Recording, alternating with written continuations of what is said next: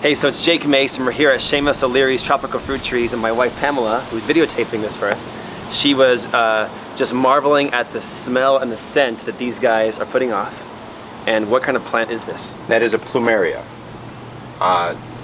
native to the deserts of Mexico. Really? They were taken to tropical places like Hawaii and Asia, so many people think of them as a tropical plant, but actually it's a dry climate plant. Really? So it'll work really well in the Phoenix area? Yes, they grow very well here.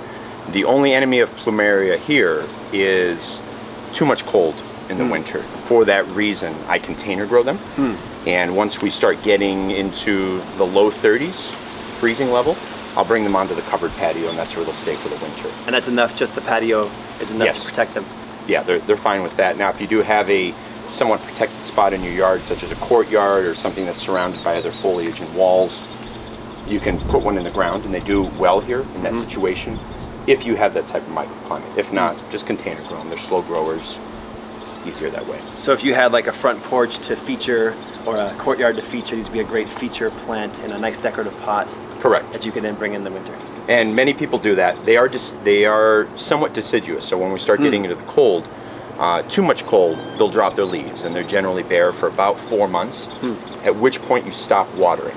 That's when many people kill their Plumeria, is continuing to water through the winter. So they don't like that cold and damp soil. Correct. Leave them alone. Once they drop their leaves, do not give them any water through the winter.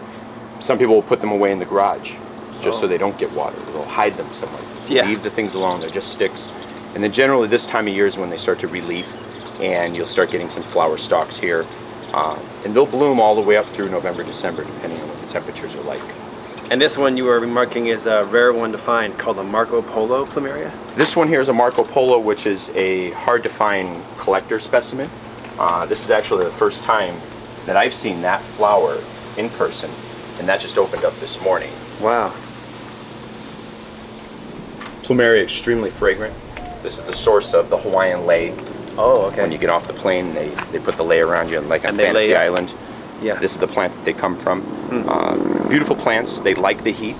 They like an infrequent watering. Okay. Well-draining soil is a must. No potting soil. They'll grow in gravel. And the soil that you offer here at your place would be good for is appropriate for that. Correct. And it's like a bag of $5 soil. Correct. It's mulch, lava rock, and lava sand combination. Cool. And they're very slow growers, so they are good for container growing. You could see some of the large trees here. Yeah, this one is in a huge These trees here are coming up 4 or 5 years old. What size pot is this one in? That is in a 20-gallon. Wow. And they can be pruned to any size and shape. They look like an alien plant. It's a type of cactus. It's actually a form of tropical cactus, from what I understand. And whenever you prune Plumeria, wherever you cut it, you're going to get 3 new branches out of that wound. So if you want to create a bushy plant over time, just trim them once a year, generally right when they're getting ready to come out of dormancy, which is generally February-ish. And you can look at a Plumeria and tell how much time has gone into it, depending on the amount of branching and what have you. That generally is what sets the value of the tree, the amount of branching on it. And this variety of Plumeria that's got this amazing flower is called a Christina. Correct. Amazing.